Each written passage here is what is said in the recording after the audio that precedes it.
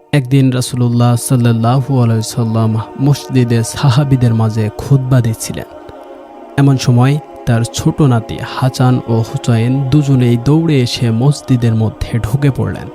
তারা ছোট, গায়ে লাল পোশাক, হোঁচট খেতে খেতে আসছেন। নবীজি সাল্লাল্লাহু আলাইহি সাল্লাম খুতবা থামিয়ে মিম্বার থেকে নিচে নেমে এলেন, দুজনকে কোলে তুলে নিলেন। তারপর বললেন, আল্লাহ বলেন, তোমাদের ধন সম্পদ ও সন্তান সন্ততি তোমাদের জন্য পরীক্ষা। আমি এ দুটোকে দেখে ধৈর্য রাখতে পারলাম না।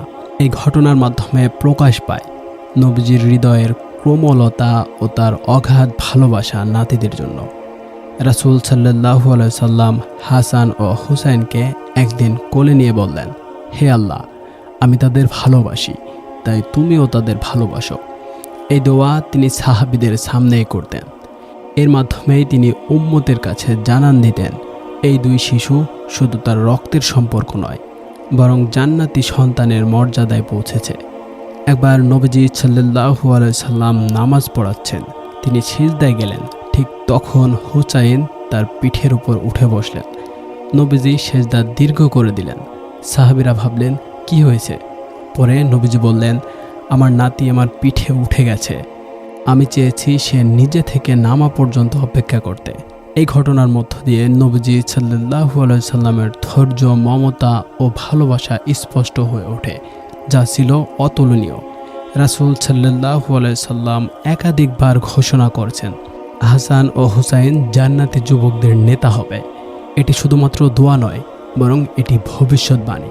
নবীজি সাল্লাল্লাহু আলাইহি সাল্লাম নিজ হাতে তাদের চরিত্র গঠনে যেমন ভূমিকা রেখেছেন, তেমনি তাদের মর্যাদাও ঘোষণা করেছেন। একদিন রাসূলুল্লাহ সাল্লাল্লাহু আলাইহি সাল্লাম মসজিদে বসে আছেন। হুসাইন তার কোলে এসে ঘুমিয়ে পড়লেন। নবীজি তাকে জাগালেন না, রোদ যেন তার মুখে না পড়ে, সেই জন্য নিজের চাদর দিয়ে ছায়া করে রাখলেন। এক সাহাবী এসে বললেন, হে আল্লাহর রাসূল, আমি আপনার এই দৃষ্টিনন্দন দৃশ্য দেখে বিমুগ্ধ। নবীজি মুচকি হেসে বললেন, সে আমার হৃদয়ের ফুল। একবার রাসূলুল্লাহ সাল্লাল্লাহু আলাইহি সাল্লাম জান্নাতের খবর জানিয়ে বলছিলেন, কেউ যদি এভাবে জীবনযাপন করে তবে সে জান্নাত পাবে। হঠাৎ তিনি থেমে গেলেন, চোখ ছলছল করে উঠল। সাহাবীরা বললেন, হে আল্লাহর রাসূল, আপনি কাঁদছেন কেন? তিনি বললেন, আমি হাসান ও হুসাইনকে কষ্ট পেতে দেখছি। তারা কষ্ট পাবে, তারা শহীদ হবে, আর সেই কষ্ট আমাকে আজও ব্যথিত করে তোলে। নবীজির ভালোবাসা ছিল এমন এক পর্যায়ে যা ভবিষ্যতের সম্ভাব্য কষ্টের কথা ভেবে তার অন্তর বিদীর্ণ হয়ে যেত।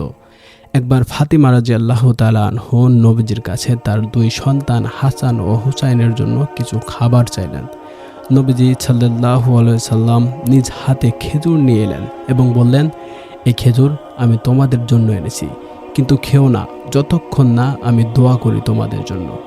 তিনি দুজনকে বুকে জড়িয়ে ধরলেন এবং বললেন, হে আল্লাহ, তুমি এদেরকে আমার ভালোবাসার মতো ভালোবাসো এবং মানুষদের অন্তরেও তাদের জন্য ভালোবাসা সৃষ্টি করো। একদিন নবীজি সাল্লাল্লাহু আলাইহি সাল্লাম তার ঘরে ছিলেন। হঠাৎ বাইরে গিয়ে বললেন, হাসান ও হুসাইন কোথায়? আমি আজ সকাল থেকে তাদের দেখতে পাচ্ছি না। তারপর তিনি সাহাবীদের বললেন, চলো খুঁজে দেখি। অবশেষে দেখা গেল তারা খেলতে খেলতে একটা পাহাড়ি জায়গায় গিয়ে ঘুমিয়ে পড়েছে। নবীজি তাদের কাঁধে তুলে কোলে করে নিয়ে এলেন এবং মৃদু হেসে বললেন, তারা আমার জগৎ, আমার জান, আমি ছাড়া কে তাদের এভাবে খুঁজবে? এক জুম্মার খুতবার সময় রাসূলুল্লাহ সাল্লাল্লাহু আলাইহি সাল্লাম মিম্বারে ছিলেন। ঠিক তখনই হাসান ও হুসাইন নতুন জামা পরে মসজিদে প্রবেশ করলেন, যেন তারা উৎসাহে ভেসে যাচ্ছেন। দুজন একসাথে আসতেই এক টানা তাকিয়ে থাকলেন নবীজি। তিনি খুতবা থামালেন, মেম্বার থেকে নেমে এলেন, দুজনকে কোল নিলেন এবং বললেন, তারা আমার প্রিয়, আমি তাদের দেখে আর স্থির থাকতে পারিনি। এরপর তিনি আবার মেম্বরে ফিরে গিয়ে খুতবা শেষ করলেন। হযরত আবু হুরায়রা রাদিয়াল্লাহু তাআলা আনহু বর্ণনা করেন, আমি দেখেছি নবীজি সাল্লাল্লাহু আলাইহি সাল্লাম প্রতিদিন হাসান ও হুসাইনকে চুম্বন করতেন, কখনো কপালে, কখনো বুকে, কখনো হাত ধরে বলেন, আমার এই ফুল দুটোই আমার সুখ, আমার শান্তি। তার ভালোবাসার প্রকাশ হতো এমনই কোমলভাবে যে সাহাবীরাও কখনো প্রশ্ন করতেন, হে রাসূল, আপনি এত ভালোবাসেন কেন? তিনি বলতেন, যে কেউ এই দুই সন্তানকে ভালোবাসবে সে আমাকেও ভালোবাসবে।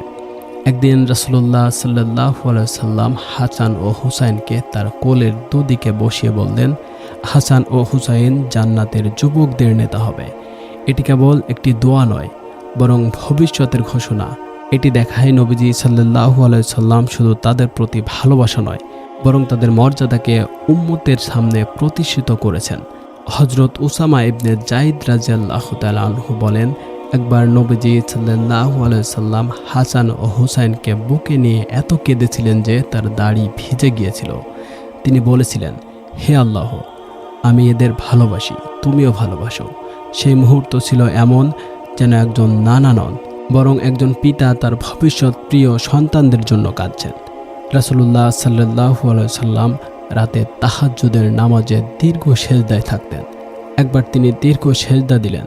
সাহাবীরা ভাবলেন তিনি হয়তো ইন্তেকাল করে গেছেন, কিন্তু নামাজ শেষে তিনি বললেন, আমি সেজদায় ছিলাম আর আল্লাহর কাছে দোয়া করছিলাম যাতে হাসান ও হুসাইন জান্নাতের সর্বোচ্চ মর্যাদায় থাকে। নবীজি সাল্লাল্লাহু আলাইহি সাল্লামের চিন্তায় তাদের জন্য শুধু দুনিয়ায় নয়, আখিরাতেও ছিল। রাসূলুল্লাহ সাল্লাল্লাহু আলাইহি সাল্লামের জীবনের শেষ সময়ে যখন তিনি অসুস্থ, তখন ফাতিমা রাদিয়াল্লাহু তাআলা আনহা তার পাশে বসেন। নবীজি তার কানে কিছু বলেন, তিনি কেঁদে ফেলেন, তারপর আবার কিছু বলেন, তিনি হেসে ওঠেন। জিজ্ঞেস করলে ফাতিমা রাদিয়াল্লাহু তাআলা আনহা বলেন, আব্বা বললেন আমি ইন্তেকাল করব। এটা শুনে কাঁদলাম। পরে বললেন, তুমি আমার পরে পৃথিবীর প্রথম ব্যক্তি হবে যে আমায় অনুসরণ করবে। তখন হাসলাম। কিন্তু এক পর্যায়ে তিনি আবার বললেন, আমার সন্তানদের খেয়াল রেখো, ওরা যেন কষ্ট না পায়। এই শেষ ইচ্ছা ছিল যেন কেউ তাদের কষ্ট না দেয়। অথচ ইতিহাস সাক্ষী ঠিক তার উল্টোটা ঘটেছিল। হযরত আলী রাদিয়াল্লাহু তাআলা আনহু বলেন, একদিন আমি হুসাইনকে দেখলাম, তিনি নবীজির কবরের পাশে বসেছিলেন।